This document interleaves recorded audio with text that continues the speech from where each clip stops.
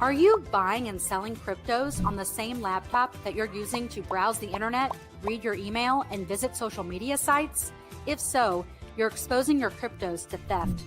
Whenever you're online, you're at risk of getting hacked and having your identity stolen. How would you feel if someone stole all of your cryptos? What would that do to your finances? Guard your cryptos with a safe and secure laptop from CALIX Solutions. Each laptop is set up just for you and your cryptos, and then we walk you through exactly how it works. Don't risk the security of your cryptos. Order a crypto laptop from CALIX Solutions now to secure your crypto future. Learn more at calixsolutions.io. And we are live. Good morning, everybody. It's your favorite truck driver in the whole wide world. It is Bitcoin Ben. How is everyone this morning? Patrick, how you doing, brother? Doing fine. Yep.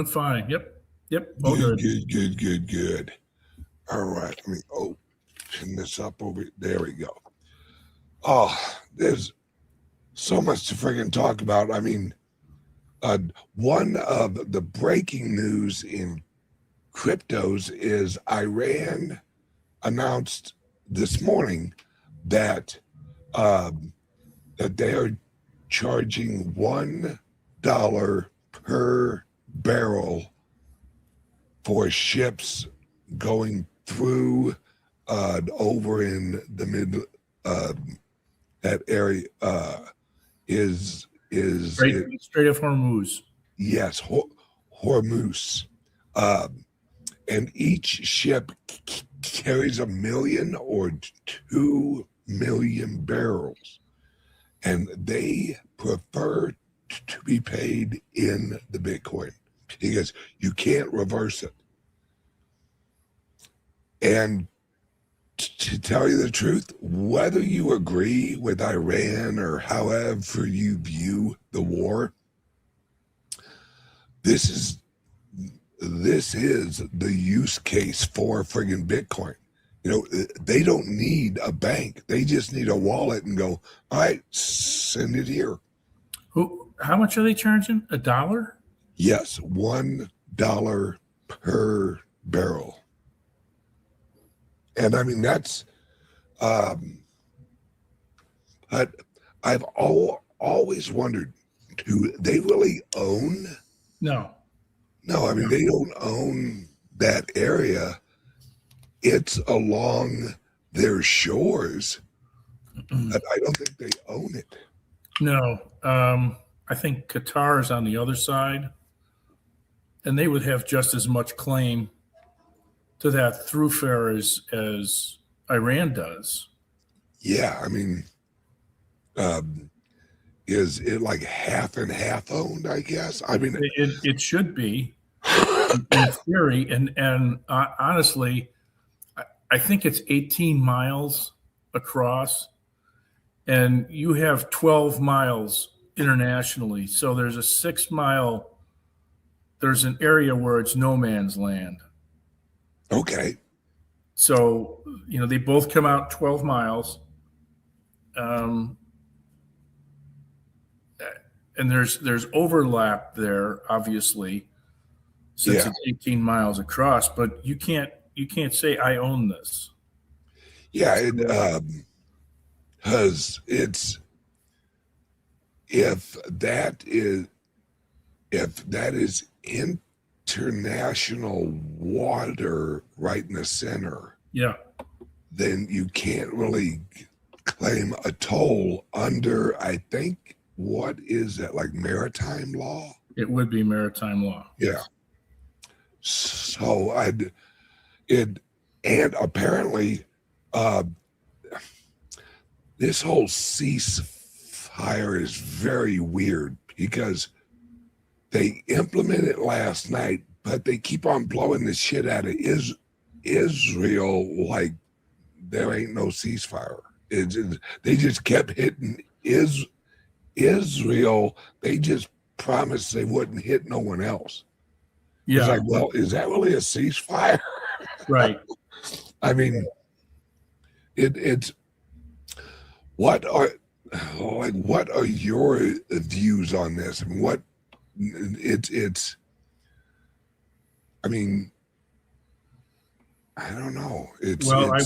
I was glad that they have the ceasefire and that there's negotiations going on, but we've all seen this before. Iran comes to the table and they say, "Yeah, we'll talk, we'll negotiate," and then they stall.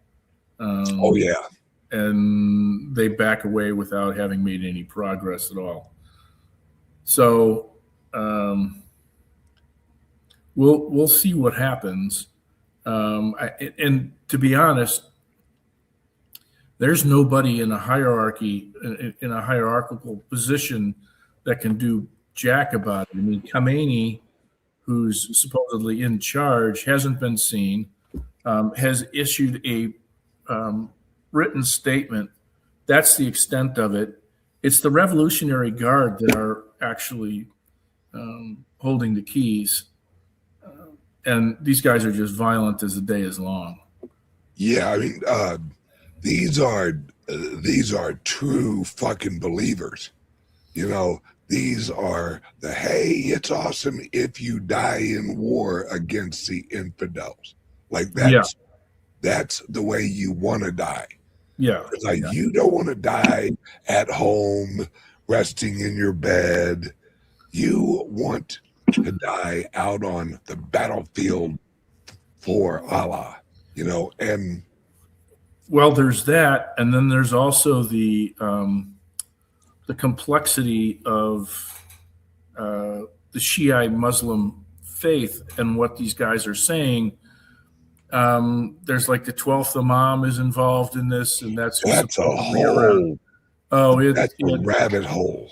Well, I think it's literally. Yeah. Because apparently he climbs out of a well. Well, it's certainly purposeful, because if you at any point begin to question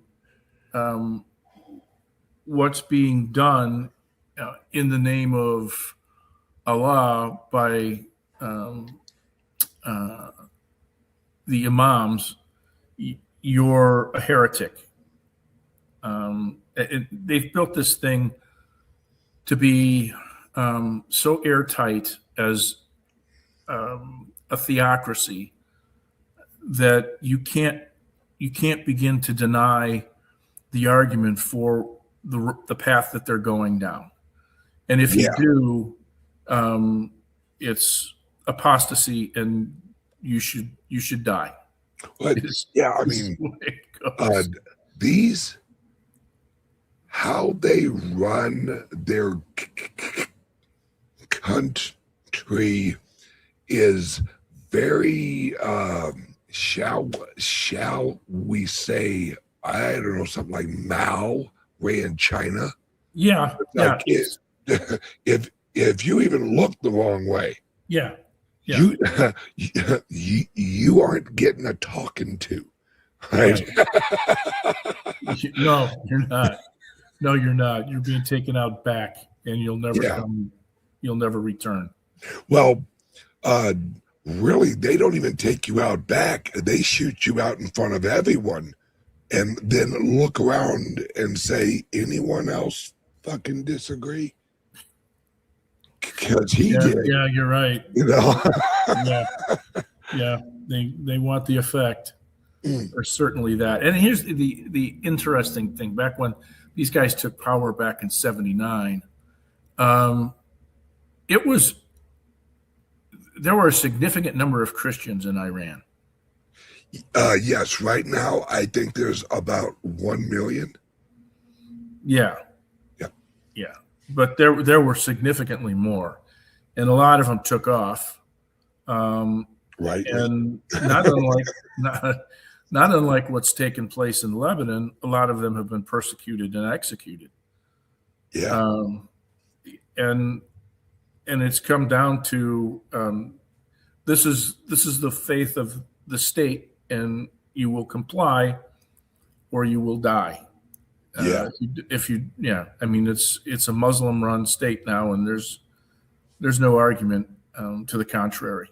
Not even close. No. No. Hey, Do you know who Elon Musk's grandfather was? No, I have no idea. All right. Well, here, probably on the other side of the break, I want to show you something, and I'll be son of this research I've done has unlocked a whole fucking separate area of what we're going through right now.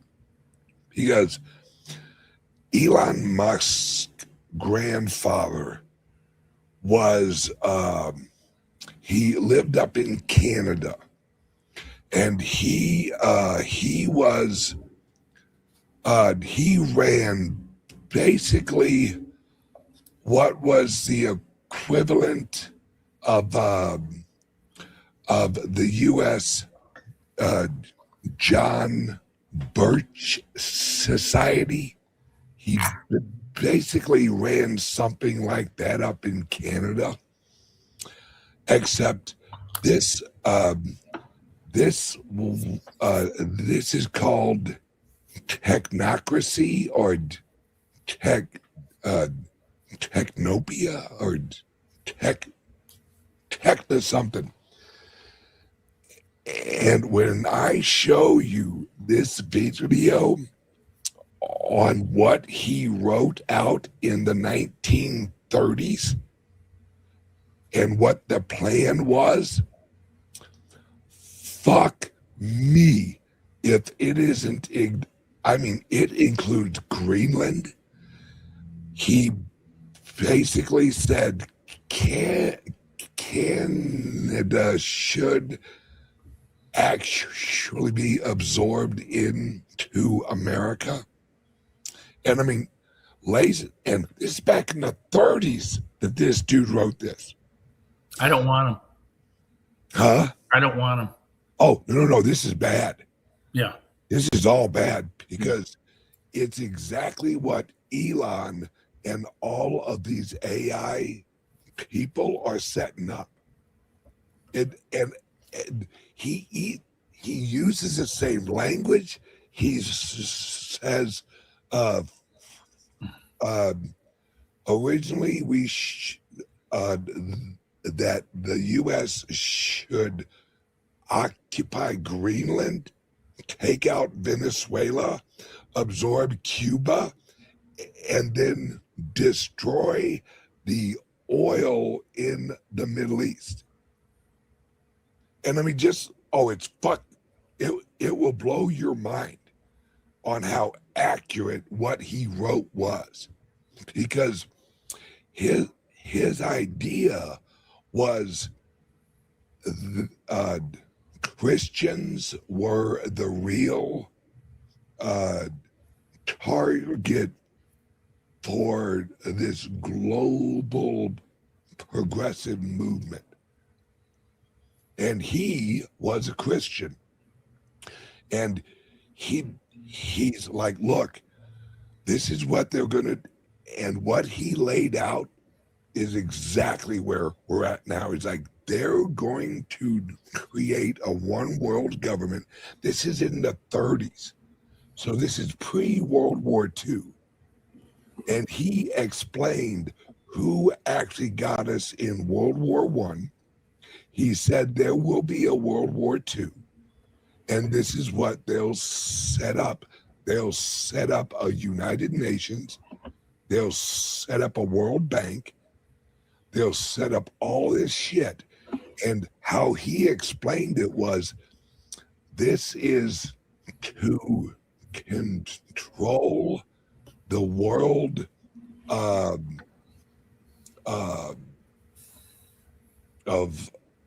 oil and money and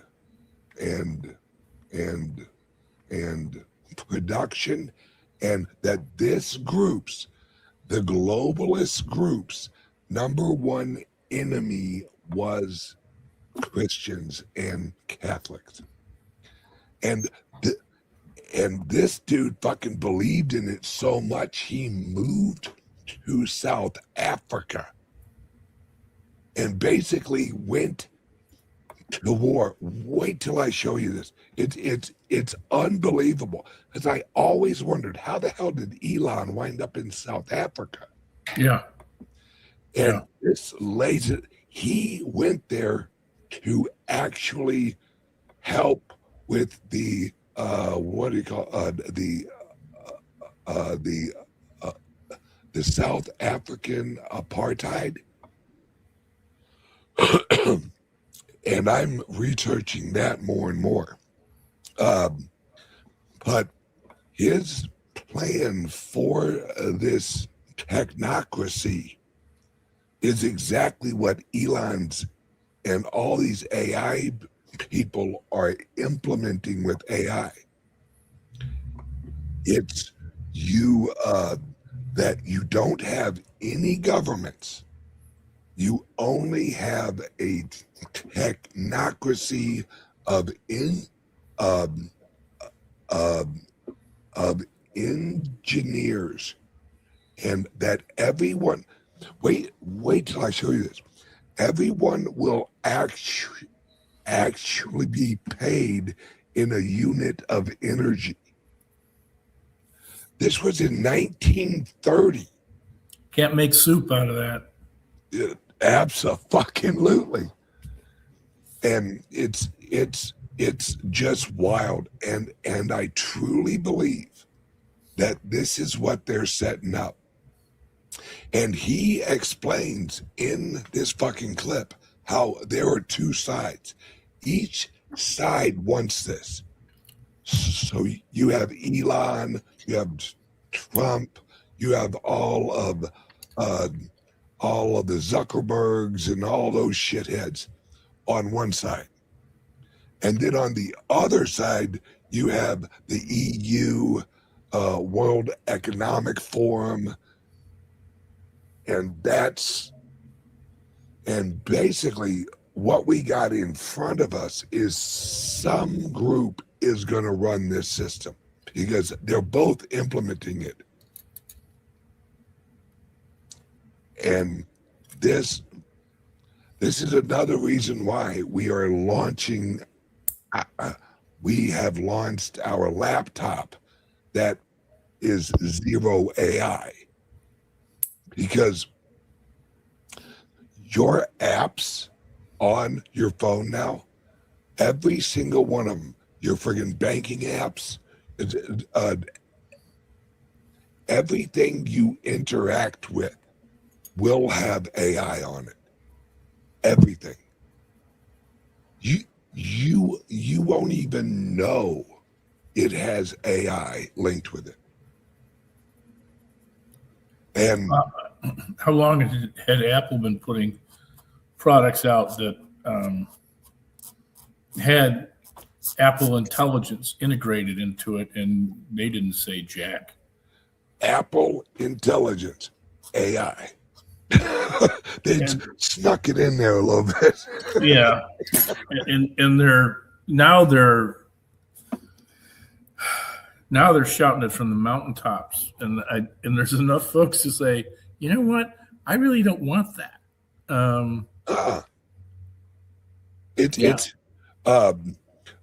If you look at it was revealed yesterday that the U.S. government has software and hardware, because when they rescued the pilot, they have software and hardware that literally picked up his heartbeat and used it to locate him. Now, not just a heartbeat, his heartbeat, because apparently every pilot and eventually everyone in the military, your heart puts out a very unique signal, I guess. And this software, using AI, can actually track you using your heartbeat from hundreds of miles away. It is so sensitive, it can actually point you out in a crowd from hundreds of miles away just with your heartbeat signal. I think we're all fucked. Because if they knew where he was at using a hardware or software that locates him individually using his heartbeat signature, how does the military not use this to target anybody that they have their heartbeat signature? And they don't even need to use your heart to recognize your signature. It's in the code in your DNA. Using AI, if they have a piece of your hair, they can literally figure out the signature of your heartbeat.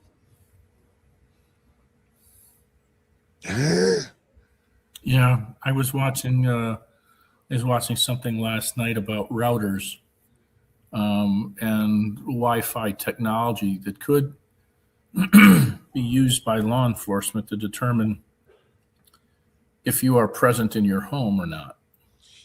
There's an app on an iPhone that you download it and it shows you through walls. Yeah. You can look through walls in your own house. Well, and the Internet of Things doesn't help either. It all runs on friggin' Wi-Fi. The primary issue is that we use the service providers' routers that end up coming to us, and instead we should spend a little extra money and get our own. And then there are settings that you can modify on your router that will not allow that information to be distributed or sent out as telemetry. So, yeah. It's I saw an ex post, and all he said was the rarest thing in the world is now privacy.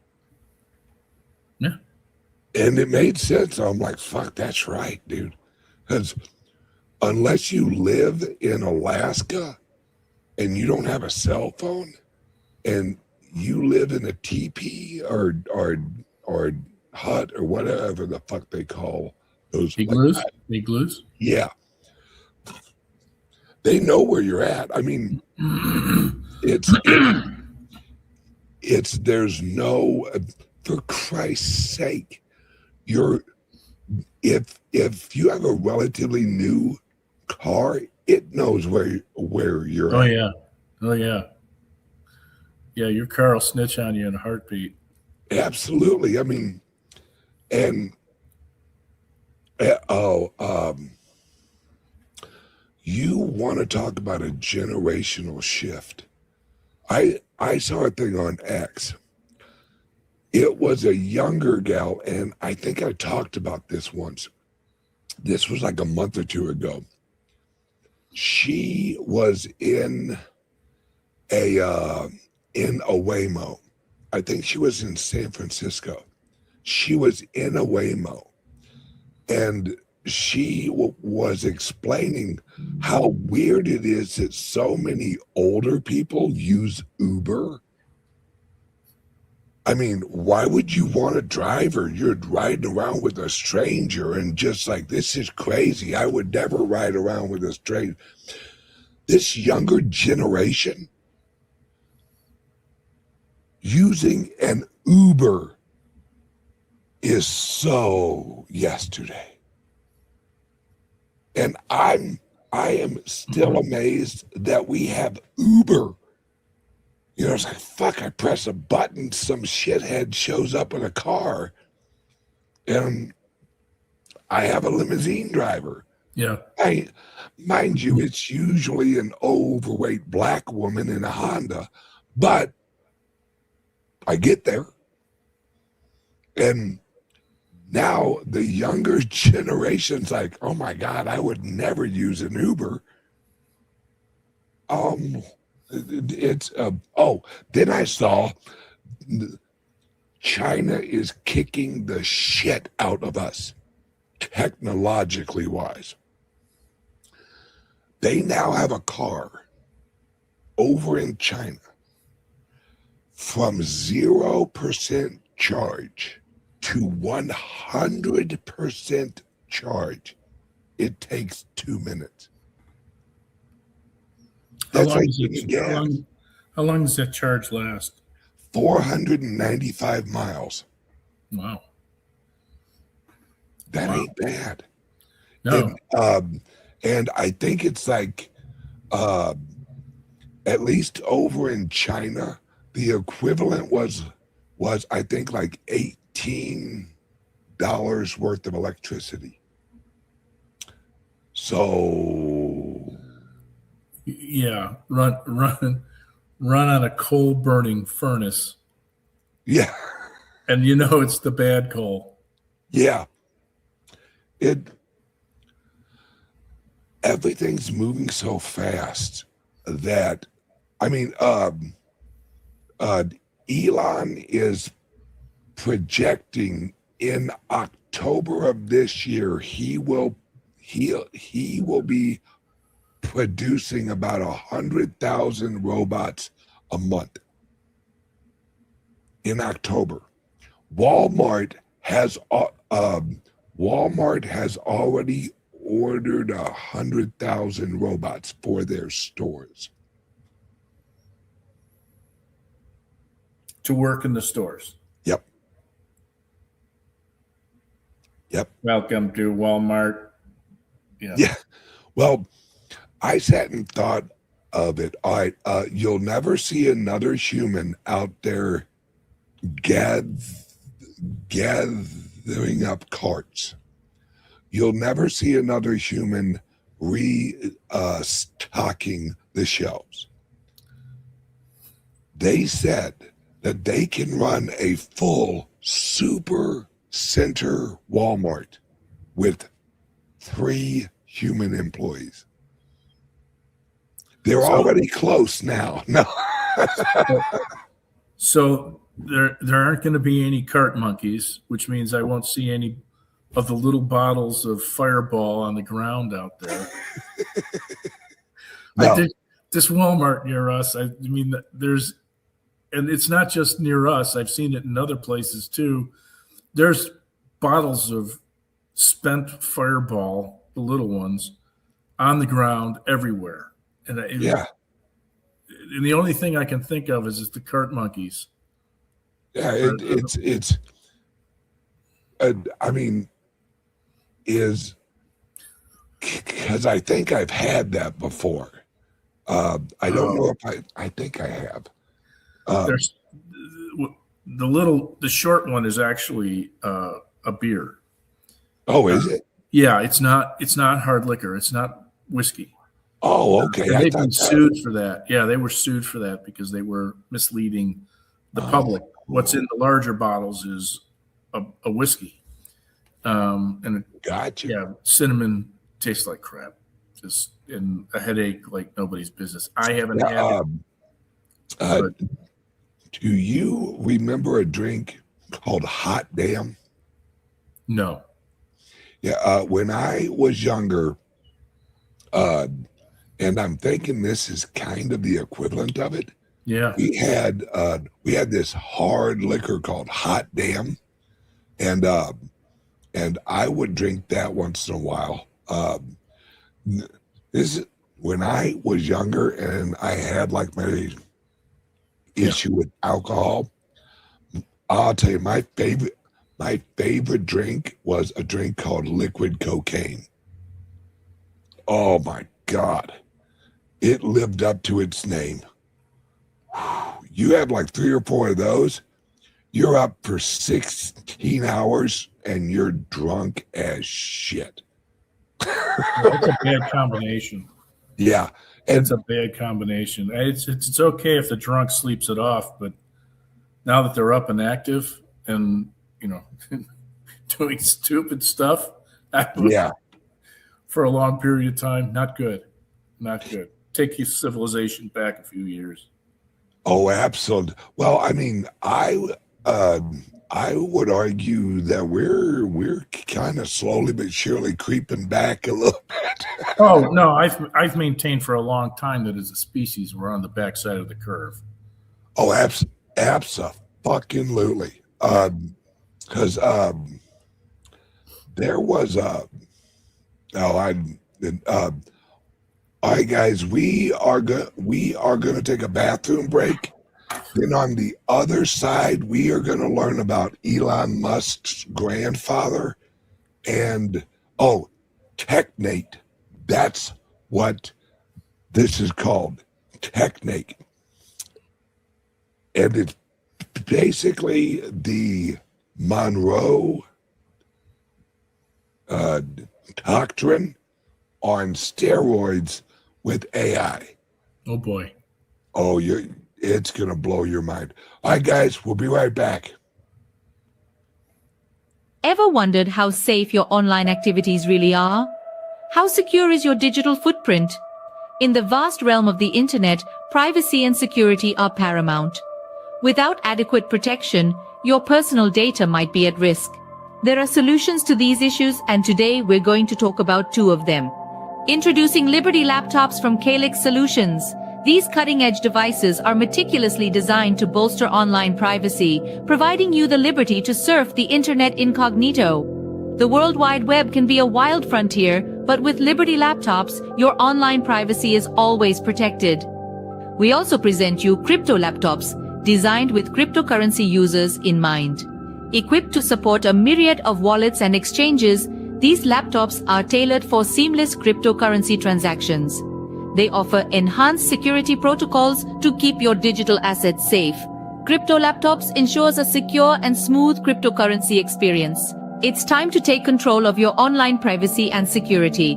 Venture over to CALIX Solutions and explore our Liberty laptops and crypto laptops. Don't forget, our affiliate program lets you earn $50 per sale. Visit calixsolutions.io now or call 702-845-8276 for more information, because your online safety is our priority. All right, I am back. Welcome, everybody. Patrick has a little bit longer of a walk, so let me see, which one was it? Was it this one or this one? Hang on 1 second. Yeah, I'm not running. Yeah, it's this one. All right. Share screen. All right. I warn everyone now that this is frightening how accurate this is on where we are now. So let me adjust us here. All right. Here we go. Do it. We are doing a deep dive today into, well, a set of documents that feel less like history and, frankly, more like a blueprint for what's happening right now. It's pretty shocking when you first read it. The source material is the selected writings of Dr. Joshua Haldeman. Right. And the core of his argument, the part we're focusing on, is from pages 6 to 90. He wrote it all in 1960. And in it, he lays out this whole vision of what he calls an international conspiracy. And crucially, his argument for why North America absolutely must unify to survive it. And we should probably ground this for you right away. This isn't just some random historical figure. No, not at all. Dr. Haldeman is the grandfather of Elon Musk. Mm-hmm. And he was also the former director of a movement called Technocracy Incorporated. That's the hook, isn't it? The thing that just grabs you is this map they champion, dating all the way back to the 1940s. The proposed Technate of America. And this map, it's not just some, interesting antique. It shows this unified megastate. It's huge. It covers all of North America, goes right down through Central America, grabs all the Caribbean islands. And critically, for what's happening now, it includes Greenland. It's a vision for a completely redrawn continent. So the big question for this deep dive is why? Why is a map drawn up before World War II suddenly being used by some people as a kind of predictive text? Exactly. The sources we're looking at suggest this old technocracy vision is being actively used to interpret very specific, very recent political actions. This is where it gets a little wild. It really is. I mean, Well- think back to President Trump's first term. He floated the idea of buying Greenland. And everyone laughed, right? It was treated as a joke. A total joke. But for people who follow this material, that wasn't a joke at all. It was a tell. It lined up perfectly with that old Technate map. It did. See, Haldeman's whole argument was that this massive Technate was the only way for the U.S. to create a self-sustaining, totally impervious zone to fight off this international conspiracy. So these actions aren't random. They're seen as deliberate steps. Steps toward building that defense, yes. Okay, so fast forward to January 2025, the start of his second term.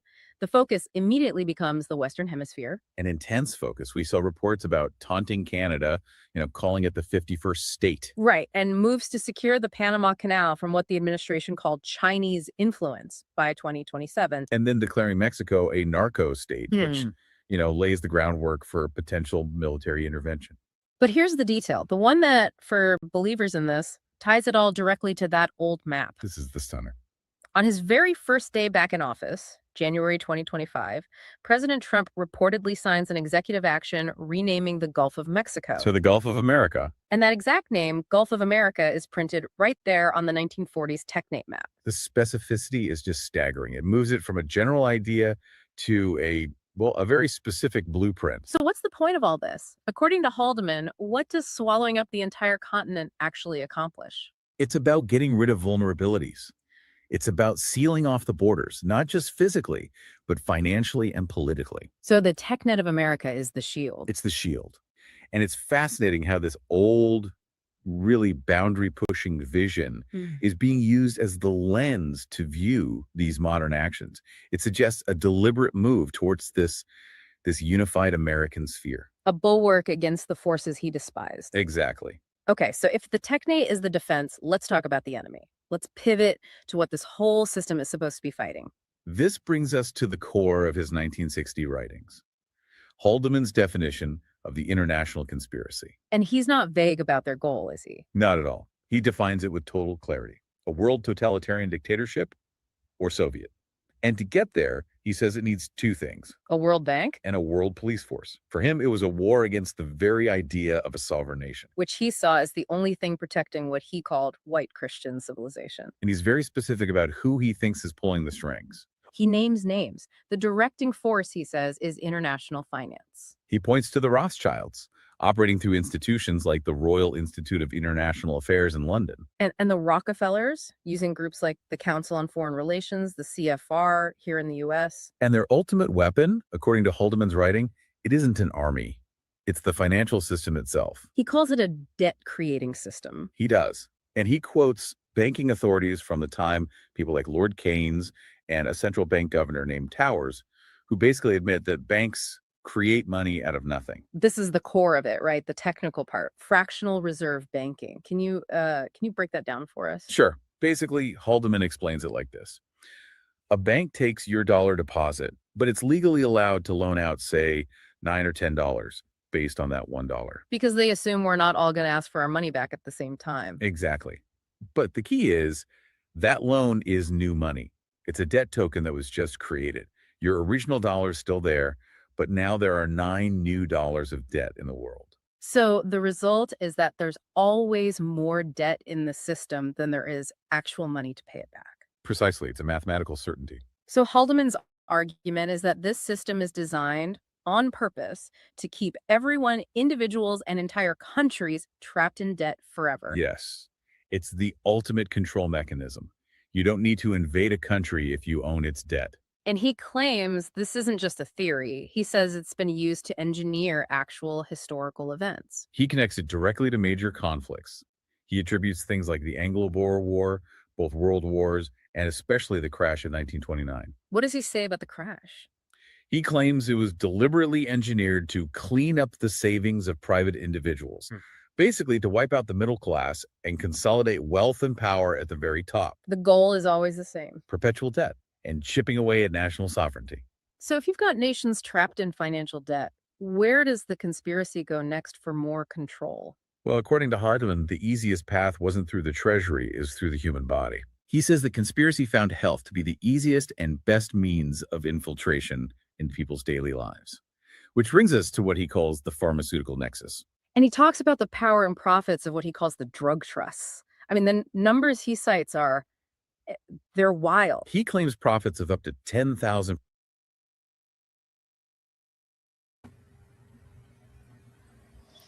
All right, I want to point this out real quick. Let's read right down here. State medical services. Programs promoted by the Fabian Society. Now, those of you who have watched my show for a long time, you know my deep-seated hatred for these fuckers. All right. They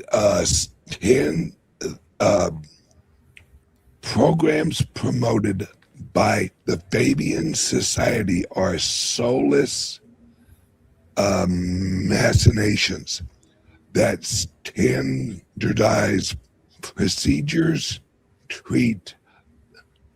you treat the masses instead of the individuals, and you bury doctors in paperwork. Well, that sounds a whole lot like our healthcare system, right? And you have to remember, this was written in the early 1930s.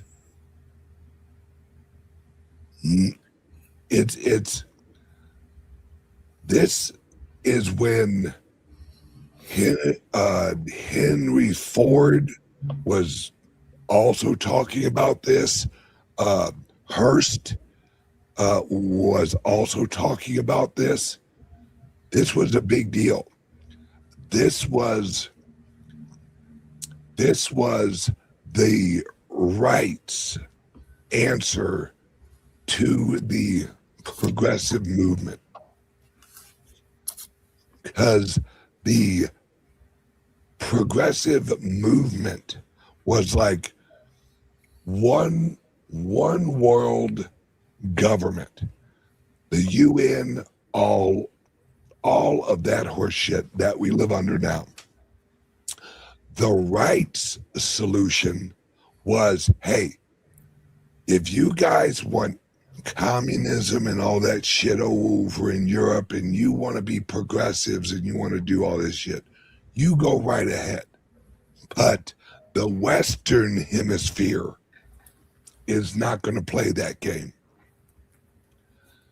Problem is, technology-wise, they're aligned.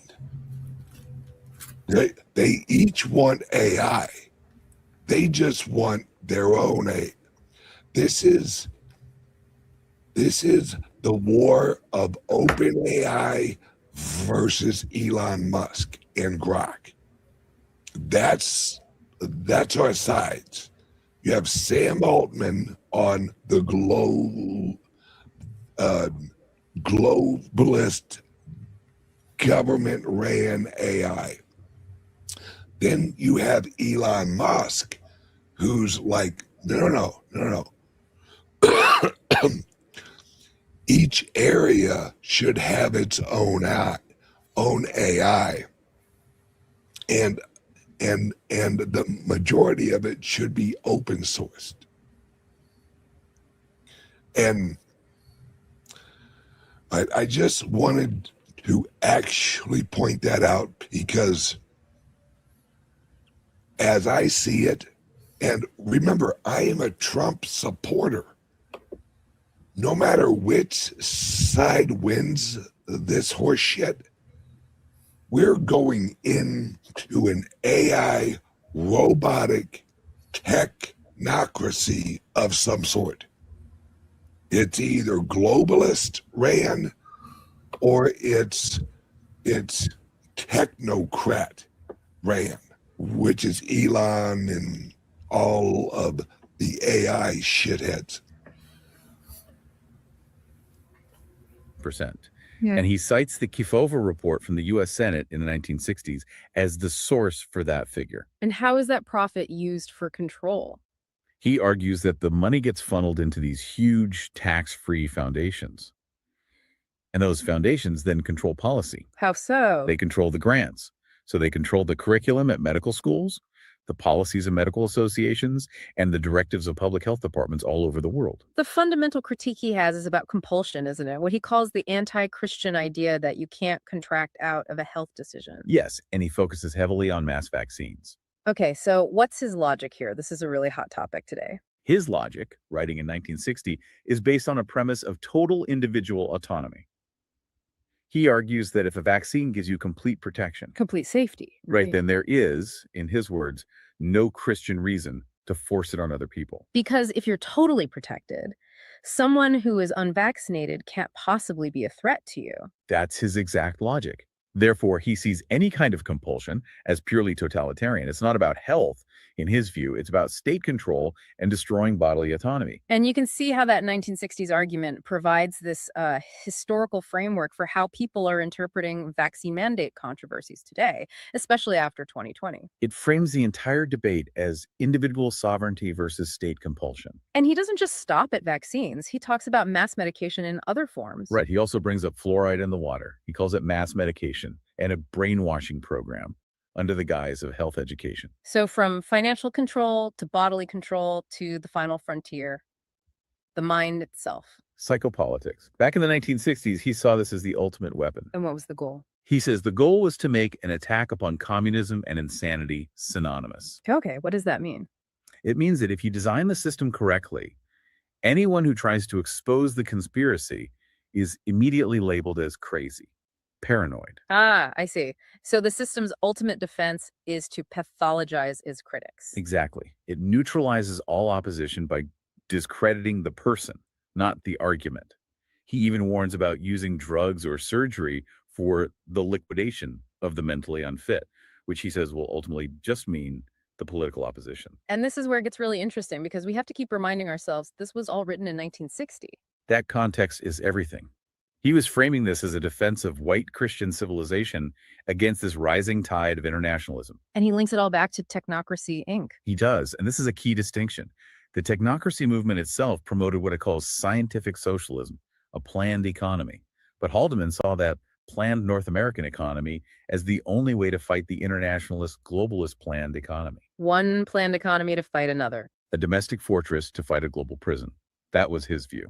So let's connect those dots. Let's use his 1960 framework to look at what's happening now. Or you can see how his fears about state medical services, mass vaccines, centralized planning, they're all being used today as a lens. To interpret things like the post-2020 vaccine debates, the talk about buying Greenland, or the power of the IMF and World Bank. The underlying theme that his readers see everywhere is that the 10 points of the Communist Manifesto are being slowly rolled out globally, but they're being sold as progress. And this framework, it can be applied to major geopolitical events too, right? Like what just happened in Venezuela. Absolutely. Now, obviously, the 1960 source doesn't mention the U.S. president's actions against Maduro in January 2026, but the strategic playbook is all there. How so? Haldeman emphasizes that the conspirators use war and the threat of war to force nations into line, to force them into large-scale planning.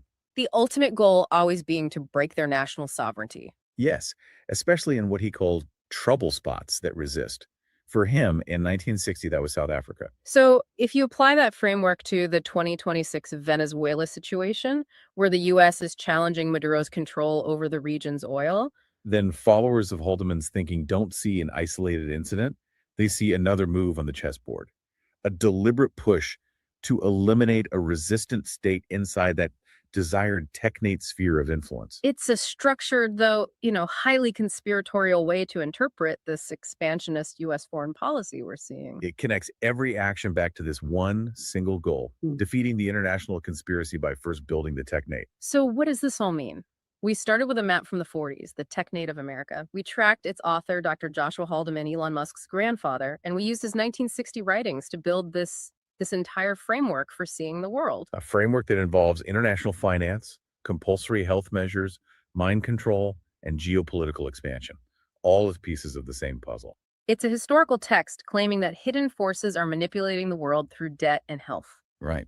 But maybe we should leave you with one last provocative thought from Haldeman's own writings. Okay. He makes this unique economic observation. He claims that the highest standard of living South Africa ever had, in terms of real productive capacity and wealth, was during the ox cart days of the old Boer republics. Before the modern debt-based financial system arrived. Exactly. So that raises a really important question for you to think about after this. In an age of unbelievable technological abundance where we can produce almost anything we want, why is scarcity in the form of financial debt and restricted consumption a mathematically guaranteed outcome of the system we live under?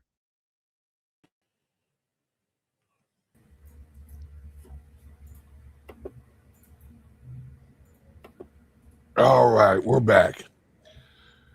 All right.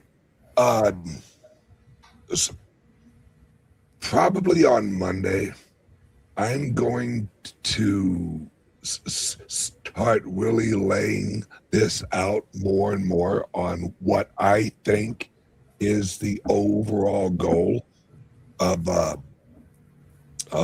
Trump and Elon, because let's remember, Trump just appointed what looks like a technocracy council, which includes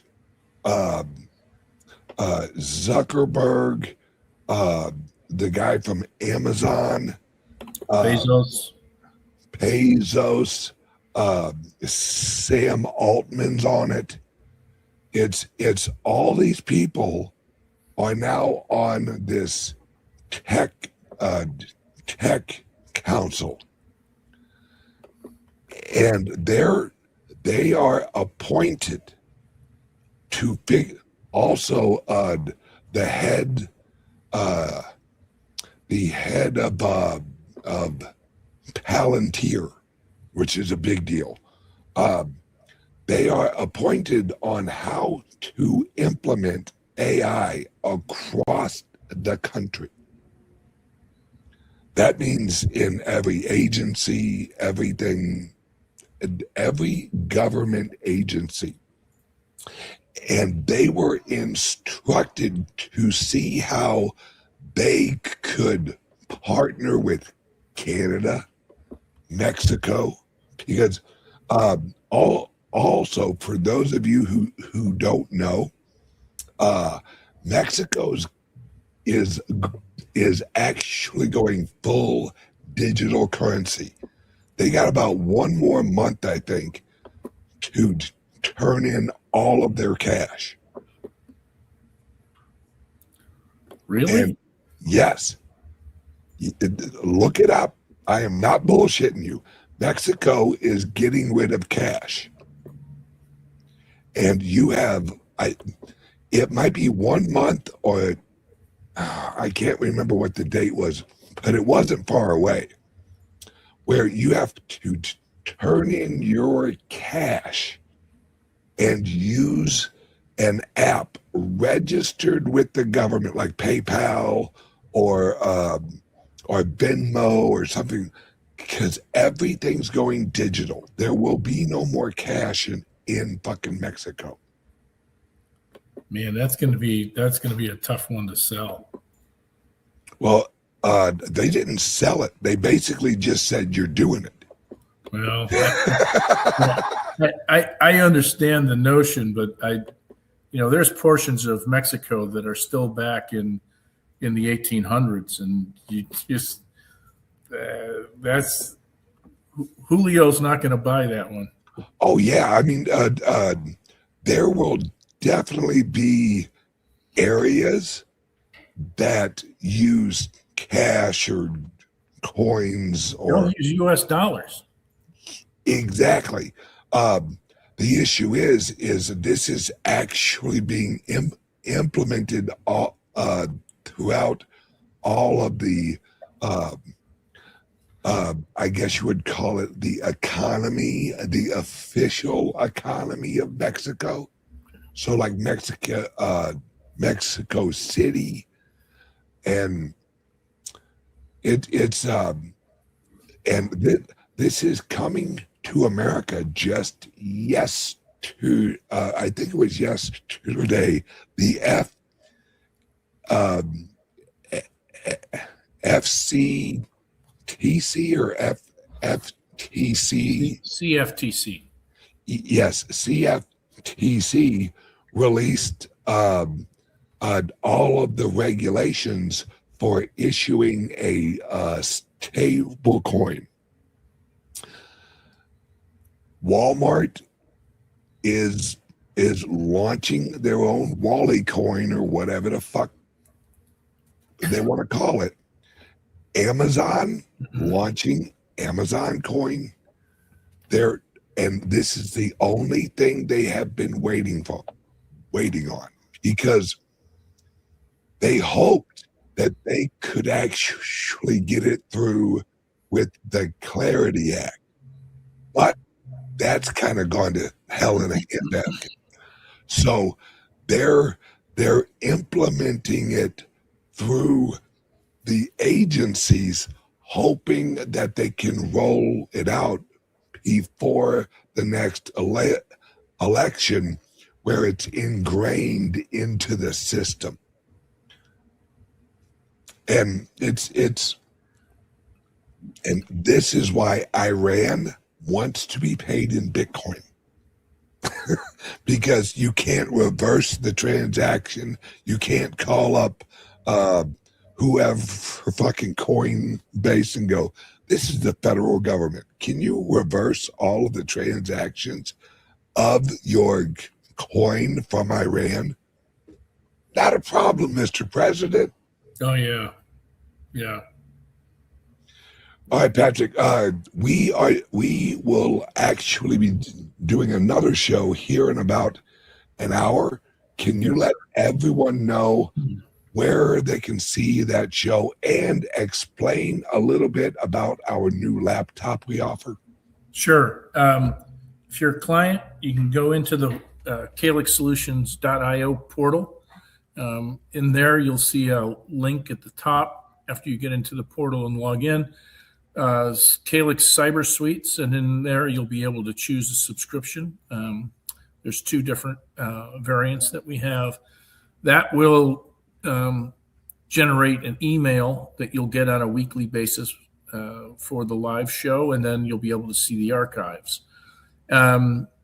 We have a new offering now, Linux laptops, AI free, if you will, and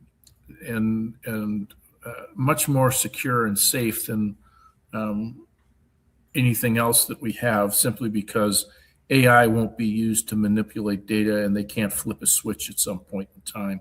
That's not to say what you have isn't safe, but this is much better in terms of reducing